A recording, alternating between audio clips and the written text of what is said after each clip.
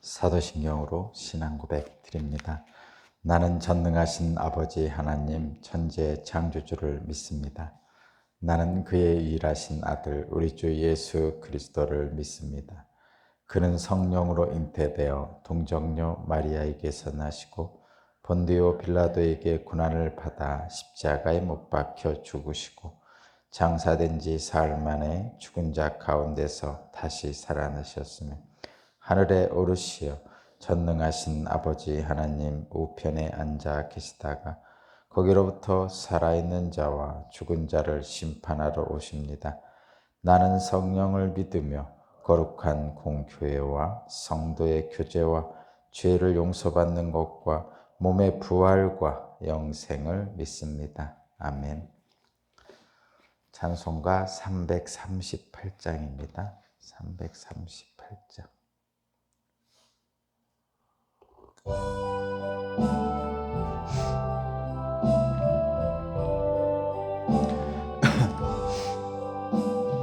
내 주를 가까이 하게 함은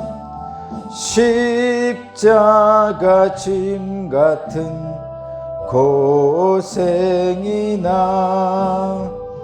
내 일생 소원은 늘 찬송하면서 주께 더 나아가기 원합니다. 내 고생하는 건 옛 야곱인 돌베개 베고장 갔습니다. 꿈에도 소원이 늘 찬송하면서 주께 더 나아가기 원합니다. 천성에 가는 길 험하여도 생명길 대나니 은혜로다. 천사 날 부르니 늘 찬송하면서 주께 더 나아가기 원합니다. 야곱이 잠 깨어 일어난 후 돌단을 쌓은 것 본받아서 숨질 때 되도록 늘 찬송하면서 주께 더 나아가기 원합니다. 아멘.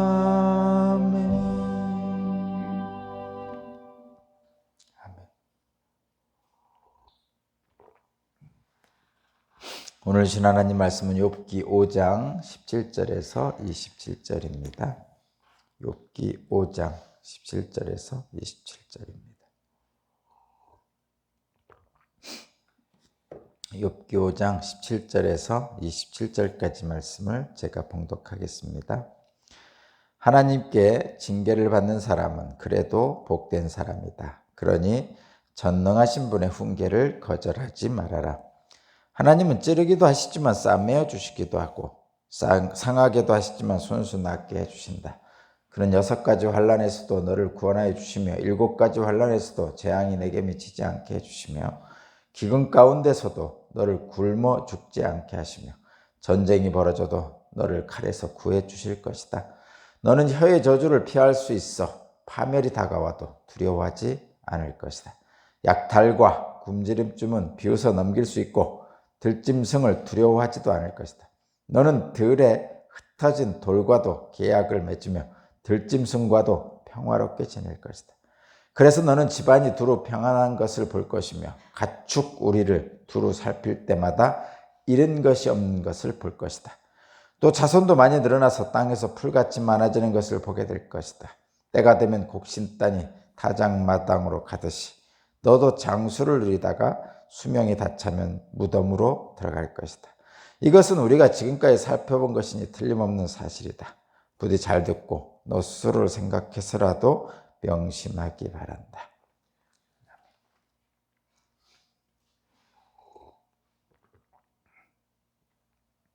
네, 오늘 말씀의 제목은 섣부른 판단 금지 네 번째입니다. 섣부른 판단 금지 네 번째. 섣부른 판단 금지 네 번째, 하나님의 징계와 훈계에 대한 훈계를 받아들이라. 하나님의 징계, 훈계를 받아들이라. 이런 얘기입니다. 오늘 말씀에서는 하나님의 주권과 인간의 한계를 좀 잘 이해를 했으면 좋겠습니다. 오늘 말씀은 어쨌든 지금 17절부터 27절까지 하나도 버릴 것이 없습니다. 17절부터 27절까지를 나의 삶에 받아들이면 하나도 버릴 것이 없습니다. 다시 한번 읽어보면서 이런 하나님과 함께 사시고 이런 하나님의 은혜가 여러분 삶에 계속 있기를 바랍니다. 한 번 더 읽어보겠습니다. 자, 한마디도 버릴 것이 없는 하나님의 말씀을 다시 한번 읽을 테니까 여러분 이 말씀대로 여러분에게 복이 임하기를 주님의 이름으로 축복합니다. 17절부터 다시 27절까지 읽겠습니다. 하나님께 징계를 받은 사람은 그래도 복된 사람이다. 그러니 전능하신 분의 훈계를 거절하지 말아라. 하나님은 찌르기도 하시지만 싸매어 주시기도 하시고 상하게도 하시지만 손수 낫게도 해주신다. 그는 6가지 환난에서도 너를 구원하여 주시며 7가지 환난에서도 재앙이 내게 미치지 않게 해주시며 기근 가운데서도 너를 굶어 죽지 않게 하시며 전쟁이 벌어져도 너를 칼에서 구해 주실 것이다. 너는 혀의 저주를 피할 수 있어 파멸이 다가와도 두려워하지 않을 것이다. 약탈과 굶주림쯤은 비웃어 넘길 수 있고 들짐승을 두려워하지도 않을 것이다. 너는 들에 흩어진 돌과도 계약을 맺으며 들짐승과도 평화롭게 지내게 될 것이다. 그래서 너는 집안이 두루 평안한 것을 볼 것이며 가축우리를 두루 살필 때마다 잃은 것이 없는 것을 볼 것이다.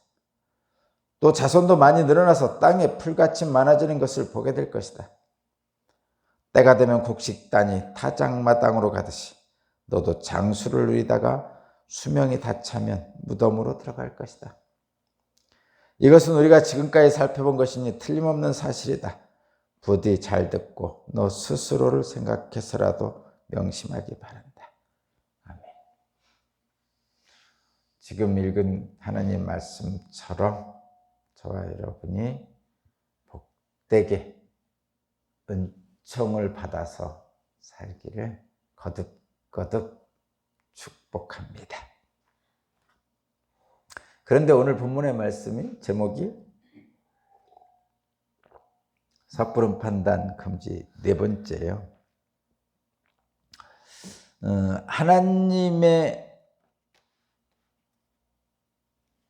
하나님께 나아가라고 지금 하는 거죠. 이 엘리바스는 욥에게 뭐라고 얘기하냐면 나 같으면 하나님을 찾아서 내 사정을 하나님께 털어놓겠다 하고 말하면서 하나님은 이런 분이야 이렇게 말씀하는 거죠. 지금 엘리바스가 욥에게 하는 말이 이거예요. 나 같으면 하나님을 찾아서 내 사정을 알아야겠다. 왜냐하면 하나님은 인자하신 분이고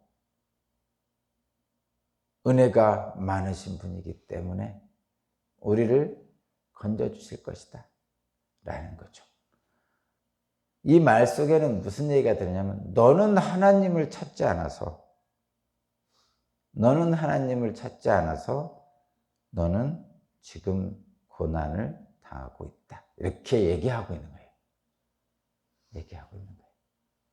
거듭 말씀드리지만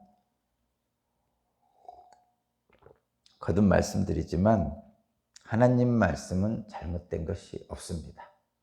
그러나 그 하나님 말씀으로 다른 사람을 섣부르게 판단하거나 섣부른 충고를 하면 오히려 그 사람에게 비수가 되어 상처를 줄 수도 있다는 거예요. 일단 하나님의 말씀은 근본적으로 나에게 주시는 말씀입니다. 나에게 주시는 말씀이에요. 근본적으로 너에게 주는 말씀이 아니라는 거예요. 옆 사람에게 주는 말씀이 아니고 하나님의 말씀은 근본적으로 나에게 주는 말씀입니다. 저 사람이 이 말씀을 들었어야 되는데 뭐 이런 생각을 많이 하잖아요. 저도 합니다. 저도 해요. 그런데 근본적으로 하나님 말씀이 선포될 때는, 우리가 읽을 때는, 우리가 들을 때는, 우리가 예배를 드릴 때, 하나님의 음성이 들릴 때는 나에게 주는 말씀, 내 옆 사람에게 주는 말씀이 아니고 내가 생각하는 저 사람, 저분이 들어야 되는데 라고 생각하지만 본질적으로 나에게 주는 말씀이에요. 그것을 우리는 가끔 잊어버립니다. 저도 그렇다니까요. 그래서 이 말씀은 저 집사님이, 저 권사님이 들어야 되는데 뭐 이런 생각을 할 때가 있습니다. 거듭 말씀드리지만 본질적으로 내가 읽고 듣고 설교를 듣는 내게 주시는 말씀이지 다른 사람에게 주시는 말씀이 아니라는 걸 분명히 기억해야 됩니다. 지금 이 엘리바스가 이해하고 있는 하나님은 당연히 엘리바스 자신에게 주는 말씀이에요. 그리고 그 말씀을 엘리바스 자기 자신에게 적용을 하면 하나님의 은총이 충만하게 임하게 됩니다. 그런데 이 엘리바스는 지금 어떻게 하고 있냐면 자기가 받은 신비 체험이나 자기가 받은 말씀의 원리, 교리를 욥을 비난하는 데 사용하고 있어요. 나 같으면 하나님을 찾을 텐데 너는 하나님을 찾지 않아서 지금 너는 고통을 당하고 있다. 너는 하나님을 찾지 않아서 어리석고 미련하게 죄를 지었다. 그래서 지금 그 죄값을 치르고 있는 것이다 라고 얘기하고 있는 거예요. 지금 이 엘리바스는.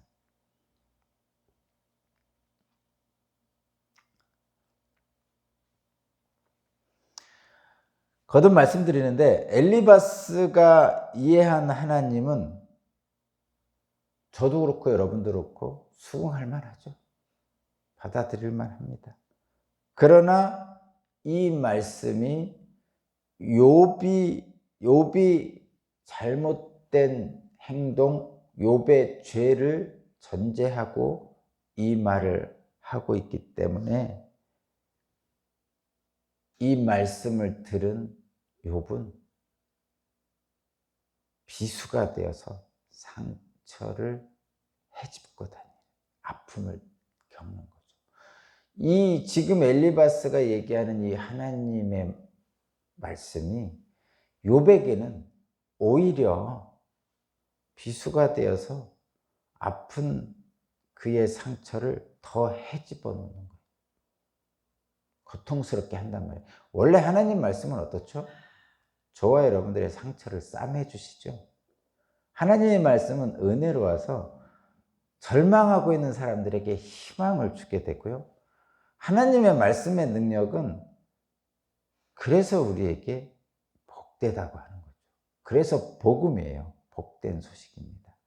그런데 하나님의 말씀이 지금 이 욥에게는 비수가 되어서 상처를 더 크게 만들고 있다 이런 얘기입니다. 그러면 무엇이 문제입니까? 여러분 보시기 무엇이 문제예요? 말씀이 문제입니까? 아니죠. 지금 이 말씀을 사용해서 욥을 비난하고 있는 엘리바스라는 사람이 문제인 거죠. 저 여러분들은 그래서 이 욥기를 통해서 무엇을 깨달아야 되냐면, 어제도 말씀드렸는데 옳은 말이 꼭 모든 사람에게 유익하지 않을 수도 있다는 거죠. 옳은 말은, 진리는, 진실은 사실은 근원적으로 정의로운 겁니다. 근원적으로 진리는, 진실은 정의로운 겁니다. 그런데 정의롭지 않을 수도 있다는 거죠. 어떤 때? 다른 사람을 비난하는데 그 진실을 사용할 때 그 진실은 부정의할 수 있어요. 불이할 수 있다는 얘기죠. 그거는 그 사용하는 사람이, 그 말을 하는 사람이 그 하나님 말씀을 자기 자신에게 적용하지 않고 다른 사람을 비난하는 데 사용할 경우에 정의로운 하나님 말씀이 불이하게 사용되기도 하더라고요. 참 안타깝죠. 그래서 제가 말씀드리잖아요. 예수님이 세례를 받으시고 광야로 가셔서 40일 금식할 때에 사탄이 예수님을 시험하잖아요. 3가지를 시험합니다. 근데 그 중에 3가지 시험 중에 하나님의 말씀, 구약 성경의 말씀을 인용해서 시험하고 있더라고요. 그러니까 이 사탄이 구약 성경에 기록된 하나님의 말씀을 가지고 우리 예수님을 시험하고 있다는 얘기죠. 지금 엘리바스는 하나님의 말씀을 가지고 욥을 비난하는 데 사용하고 있죠. 예수님을 시험하는 사탄은 하나님의 말씀을 가지고 예수님을 시험하고 있어요. 목적은 엘리바스는 욥을 비난하기 위해서, 사탄은 예수님을 거꾸로 뜨리기 위해서죠. 둘 다 공통점은 사랑이 없는 겁니다. 예수님을 시험하여 거꾸로 뜨리는 이 사탄은 예수님을 사랑하지 않죠. 욥을 비난하고 있는 이 엘리바스도 그 안에 자기 의가 있을 뿐 연민과 사랑이 지금 사라졌어요. 왜 그랬을까요?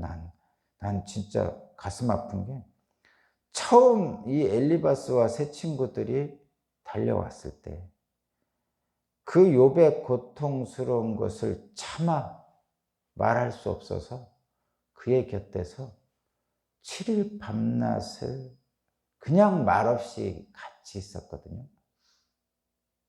그때는 사랑이죠. 그 욥의 깊은 슬픔에 그냥 같이 공감하고, 그래서 너무 슬퍼서 말할 수 없는 지경에까지 이르고 있는 거죠. 그런데 어느 순간에 엘리바스가 돌변해서, 세 친구가 돌변해서 욥을 막 정죄하고 있어요. 왜일까요? 이렇게 돌변하는 이유는 뭘까요? 사람이.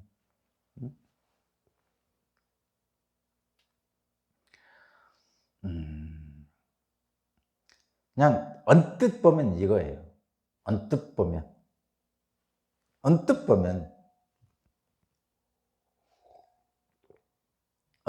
이거예요. 욥에게 깊은 슬픔을 공감하면서 7일 밤낮을 같이 앉아있던 같이 그러면서 욥을 동정하고 또 연민하고 사랑의 마음으로 앉아있던 이 세 친구들이 갑자기 돌변한 이유는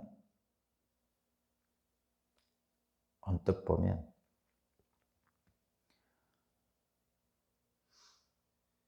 내 생각과 다른 것을 하는 거예요. 엘리바스와 세 친구가 느끼기에 자기들이 알고 있는 것과 다른 얘기를 욥이 지금 막 하는 거예요. 탄식할 때. 그러니까 다른 의견을 얘기하는 거예요. 욥이 지금 이 엘리바스와 세 친구가 생각하고 있는 것과 다른 의견을 얘기하고 있는 거예요. 그 다른 의견이 뭐냐?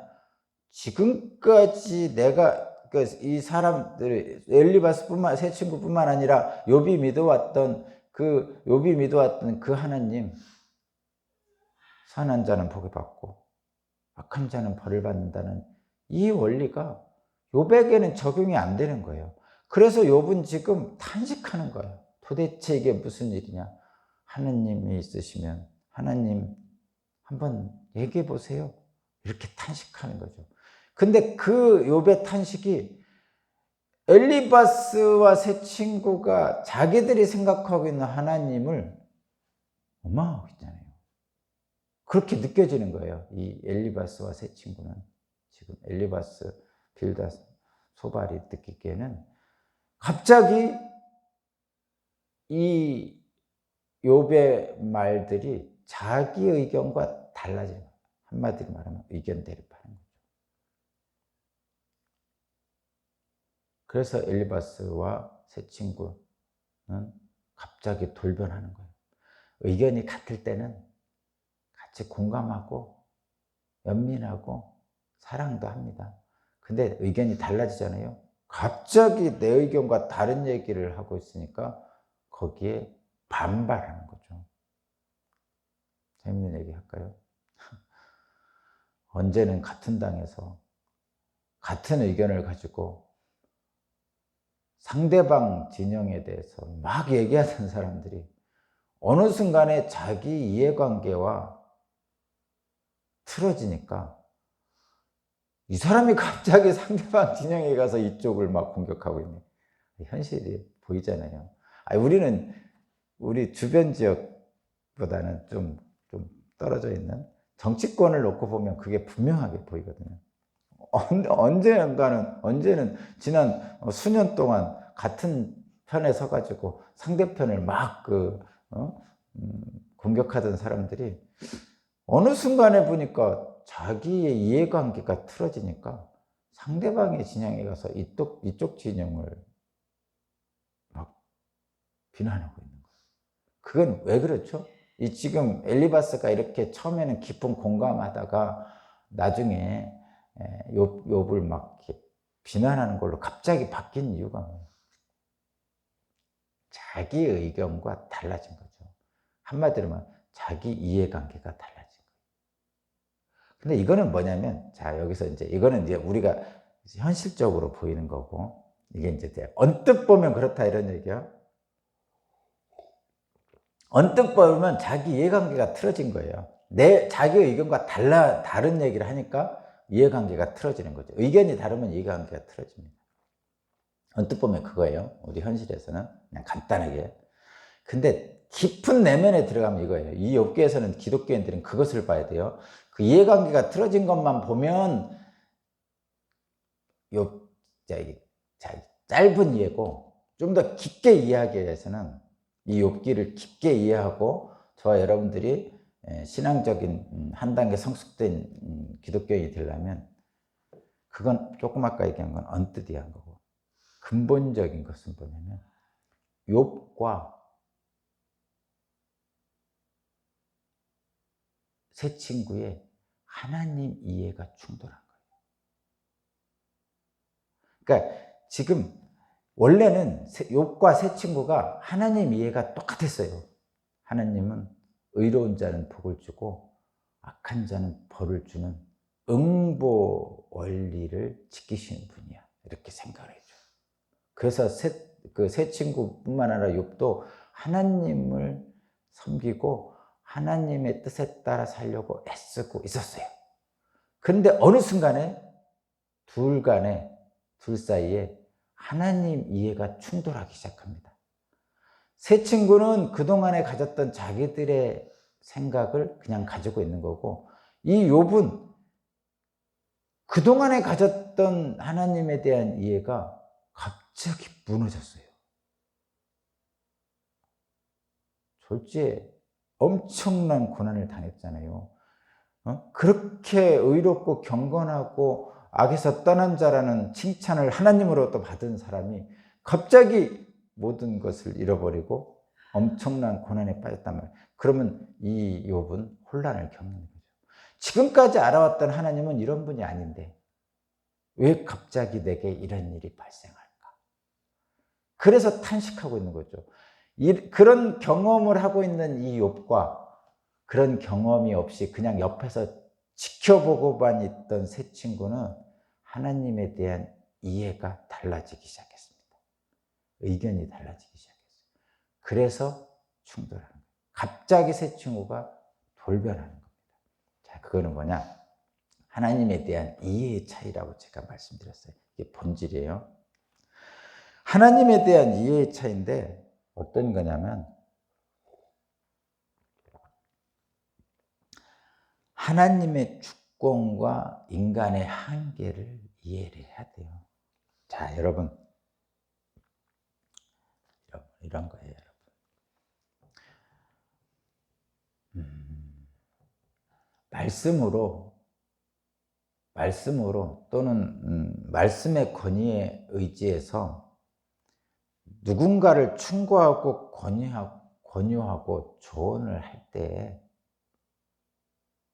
그때에는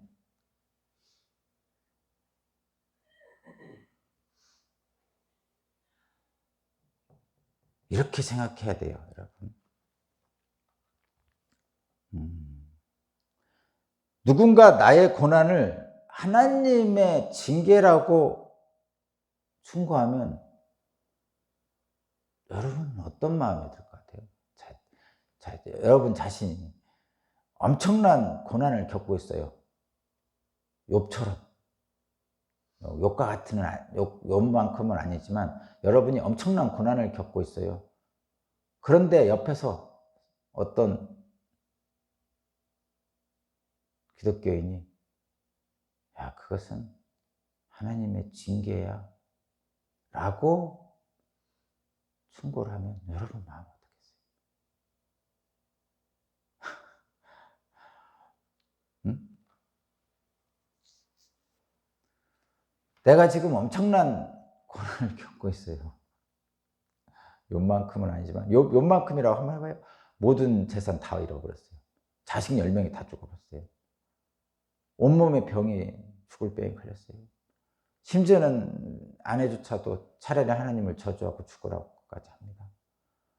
그렇게 지금 엄청난 고난을 겪고 있는데 옆에 있던 동료 신앙인이, 집사님이 야, 그거 하나님이 징계하시는 거야 라고 충고를 하면서 말하면 여러분 마음이 어떻겠어요? 미치고 팔짝 뛸 일이죠. 응? 이렇게 섣부른 판단과 충고는 오히려 비수가 될 수 있어요. 제가 거듭 말씀드리지만 이 지금 엘리바스의 충고 속에 나오는 하나님은 의로운 하나님이에요. 이건 어디다 갖다 대도 틀린 말이 아니라니까요. 그런데 지금 이 욥에게는 이 말씀이 안 적용될 수가 없어요. 이 엄청난 고난을 겪고 있는 욥에게는 이게 위로의 말이 안 돼요. 오히려 오히려 이 말을 통해서, 이 말씀을 통해서 욥을 비난하기 때문에 욥은 이 말씀이 오히려 가슴을 후벼 팝니다. 더 고통스러워요. 섣부른 판단과 충고는 오히려 비수가 되어 그 상처를 후벼 팔 수 있습니다. 그래서 조심해야 돼요. 이거 거듭거듭 이것만 일단 깨달으면 여러분은 교회 지도자가 될 자격을 갖게 됩니다. 이거 못 깨달으면 절대 교회 지도자가 되면 안 돼요. 물론 세상의 지도자 되면 안 돼요. 다른 사람에게 충고나 조언을 할 때 듣는 사람이 잘 받아들일 수 있게 하려면 그럼 어떻게 해야 됩니까? 이게 핵심이죠. 지금 다른 사람에게 충고, 조언을 하는데 섣부른 판단을 가지고 하나님 말씀을, 진짜 지당하신 하나님 말씀을 들이대면서 상대방에게 충고하면 상대방에게는 씻을 수 없는 상처가 될 수도 있다는 것을 이해한다면, 그러면 어떻게 하면 그런 사람들에게 잘 받아들일 수 있도록 충고할 수 있을까요? 조언할 수 있을까요? 사랑해야죠, 사랑하면 됩니다. 아주 단순해요. 사랑하면 요 엘리바스처럼 이렇게 말을 못합니다, 여러분. 야, 나라면 하나님께 다가가서 뭐 다 토로롭겠어. 너는 그렇게 못했잖아. 이렇게 얘기를 못하죠. 사랑으로 하는 사람은 어떻게 얘기하겠어요? 여러분이 사랑으로 가서 손잡아주고, 눈물 닦아주고, 같이 울어주고, 안아주고, 품어주고, 그리고 나는 다시 돌아와서 눈물로 그 사람을 위해서 하나님께 기도하는 거죠. 사랑한다면 그렇게 하죠. 사랑한다면 그렇게 하는 거죠. 그러면 잘하는 거. 근데 지금 엘리바스는 그렇게 하지 않고. 그러면 왜 이들이 이렇게 못하느냐? 내 자식이면 그렇게 합니다. 근데 한 단계 떨어져 있잖아요. 친구라는 것은 독립된 개체예요. 그래서 의견이 갈리잖아요. 그러면 돌변합니다. 이해관계가 충돌하면 돌변해요. 근데 왜 이해관계가 충돌하는가? 왜 의견이 돌변하는가? 그러니까 하나님에 대한 이해가 서로 충돌할 수 있다니까요. 거듭 얘기하지만. 그러면 어떻게 해야 됩니까? 자, 저와 여러분들은 첫 번째, 우리 기독교인들은 하나님의 주권을 긍정하는 분이죠. 하나님의 절대 주권을 받아들이는 사람들이에요. 그런데 하나님의 절대 주권을 받아들이면서도 우리 인간의 한계는 뭐냐면 하나님을 다 이해할 수가 없어요. 그게 인간의 한계입니다. 우리의 인식 수준과 우리가 알고 있는 것으로 하나님을 다 파악할 수가 없어요. 한마디로 말하면 하나님은 무한이시고요. 우리는 유한입니다. 유한한 자가 무한하신 하나님을 다 볼 수가 없어요. 다 이해할 수도 없습니다. 그래서 우리는 하나님의 절대 주권은 긍정하면서도 내가 이해한 하나님만까지만 신앙생활을 하는 거예요. 자, 다시 한번. 하나님의 절대 주권을 우리는 긍정하잖아요. 그것이 신앙이잖아요. 그런데 그렇게 하나님의 절대 주권을 신앙으로 받아들이면서도 우리 자신이 각자가 이해한 신앙의 수준만큼 하나님을 믿어요. 왜냐하면 하나님은 무한이고 우리는 유한하기 때문에 내가 알고 있는 정도의 유한한 인간의 모습만큼만 신앙을 합니다. 그래서 예수님이 늘 말하는 거예요. 네 믿음대로 되리라. 네 믿음만큼 구원받는다. 유한한 인간이 무한한 하나님을 규정하면 안 돼요. 그런데 우리는 규정합니다. 유한한 인간이 무한한 하나님을 다 이해할 수 없음에도 불구하고 자기가 이해한 하나님이 다라고 생각해요. 그리고 자기가 이해하는 하나님으로 다른 사람을 정죄합니다. 엘리바스는 지금 자기가 이해하는 하나님으로 욥을 정죄하고 있는 거죠. 그래서 잘못된 거예요. 내가 이해하고 알 수 있는 하나님이 다가 아니라는 것을 받아들이는 것이 하나님의 절대 주권을 긍정하는 것임에도 불구하고 내가 이해하고 알 수 있는 하나님이 다가 아니고 내가 이해하고 알 수 있는 하나님보다 하나님은 더 크시다는 것을 알면 엘리바스처럼 욥을 비난할 수가 없어요. 하나님 말씀으로 비난할 수가 없어요. 정죄할 수 없어요. 자, 날마다 새롭게 이런 표현 있잖아요. 날마다 새롭게. 이 얘기는 제가 자주 쓰는 하나님 앞에 한 걸음 더 하고 똑같은 거예요. 새롭게 하소서 이런 표현들 다 있잖아요. 그건 뭐예요? 어제보다 오늘이 새로워진다는 거죠. 어제보다 오늘이 하나님 앞에 한 걸음 더 간다는 거죠. 어제보다 오늘이 나의 하나님의 이해가 넓어진다는 거예요. 새롭게 하소서. 옛사람을 버리고 새 사람이 되는 거예요. 그것이 어제보다 오늘, 오늘보다 내일이 하나님을 한 걸음씩 더 알아가는 거예요. 그것이 유한인 인간이 무한인 하나님께 한 걸음씩 나아가는 거예요. 그러기 위해서는 어떻게 해야 됩니까? 지금까지 내가 이해하고 있는 하나님께, 지금까지 내가 알고 있는 하나님께 순종해야죠. 첫 번째, 새롭게 하소서. 날마다 새롭게 되려면 지금까지 내가 이해한, 지금까지 내가 알고 있는 하나님께 순종해야 됩니다. 충성해야 됩니다. 충실해야 됩니다. 그러나 앞으로 다가오실 새로운 하나님을 받아들일 수 있도록 마음을 열어야 돼요. 지금까지 내가 알고 있고 내가 이해한 하나님께 충성하고 충실해야 됩니다. 순종해야 됩니다. 다만 내일 내게 새롭게 다가오실 하나님, 새롭게 이해될 하나님을 받아들일 수 있도록 나를 개방시켜야 돼요. 어제 신앙 가지고 오늘 살면 안 된다는 거예요. 오늘 신앙 가지고 내일 살면 안 됩니다. 어제 신앙 가지고는 어제 사는 거고 오늘 신앙 가지고는 오늘 사는 거예요. 그렇게 하루하루 매 순간 나를 새롭게 하시는 하나님을 향해 나가야 됩니다. 그래야 하나님의 말씀이 능력이 되고 나의 삶이 은혜롭게 됩니다. 하나님이라는 그 무한의 하나님께 다가가는 유한한 인간의 태도가 바로 그거예요. 날마다 새롭게. 한 걸음 더. 하나님의 절대 주권에 순종하는 인간의 태도입니다. 그것이 하나님 앞에 내 마음을 열어야 돼요. 기독교인은 그래서 어제는 할 수 없었던 일을 오늘은 할 수 있게 되는 거예요. 오늘은 할 수 없었어도 내일은 할 수 있습니다. 그렇게 어제는 못하고 오늘은 하고, 오늘은 못했지만 내일은 하고, 내일은 못했지만 모레는 하고, 이렇게 되면요 어떻게 되겠어요? 도저히 용서할 수 없는 나의 뒷담화하고 나하고 맨날 다퉜지만 그러나 하루하루가 지나가잖아요. 어느 순간에 보면 그 사람과 화해하고 용서하고 있는 나를 볼 수 있어요. 앞집 사람과 옆집 사람과 뒷집 사람과 땅 경계 때문에 뭔가 말이지만 감정이 상해서 계속 다투고 싸우면요 평화가 없잖아요.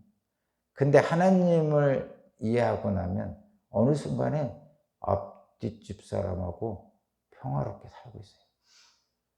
그럼 복 아닌가요? 어느 순간에 재물이 없어서 고통을 엄청 받았습니다. 자식이 맨날 속상해서 고생을 했어요. 근데 어느 순간에 보니까 자식도 잘 되고 재물도 걱정이 없어요. 그러면 복 받은 거죠. 그렇게 바뀌는 거죠. 저와 여러분들. 그래서 저와 여러분들은 어제는 할 수 없었던 일을 오늘은 할 수 있게 되는 거예요. 유한한 인간이 무한한 하나님께 한 걸음씩 다가간 거죠. 결국은 어떻게 될까요? 우리가 상상도 못하는 예수님처럼 원수를 사랑하는 데까지 갈 수 있어요. 도저히 난 지금도 사실 불가능해요. 저는 어떻게 원수를 사랑합니까? 근데 예수님은 무한히 있잖아요. 근데 우리 유한한 우리 인간들이 한 걸음씩 주님께 나아가다 보면 예수님처럼 될 수 있는 그것이 바로 그리스도의 완전입니다. 지금 엘리바스는 그런 하나님 이해가 부족한 거죠. 욥은 지금 그런 엘리바스의 비난을 받고 있는 거예요. 자, 다시 한번 욥이 말하고 엘리바스가 말하고 있는 하나님에 대한 말씀이 틀리지 않습니다. 수긍할 만합니다. 받아들일 만합니다. 그러나 지금 이 엘리바스는 하나님 이해에 있어서 욥과는 다르기 때문에, 그리고 하나님 말씀으로 욥을 비난하는 데 사용하기 때문에 이 말씀의 능력이 욥에게 안 나타나고 자기 자신에게도 안 나타나요. 그것이 고통입니다. 자, 저와 여러분, 섣부른 판단으로 상대방을 비난하는 일보다는 그냥 가서 사랑으로 손잡아주고 같이 있어주는 그런 은혜의 사람이 되기를 바랍니다. 기도드립니다. 하나님 감사합니다.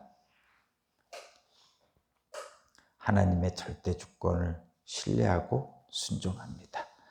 그래서 나의 부족함과 연약함 속에서도 하나님께 한 걸음 더 날마다 새롭게 나아가기 원합니다.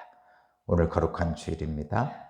주님, 우리 오산교회 모든 교우들 한 사람 한 사람 주님 찾아가셔서 어루만져 주시고, 주님 잊지 않도록 주님 기억나게 하시고, 주님이 주시는 은혜 가운데 새 힘을 얻어서 오늘도 그리고 이번 주일도 축복받고 은혜 받는 복된 인생을 살게 하여 주옵소서. 감사드리며 예수 그리스도 이름으로 기도합니다. 아멘.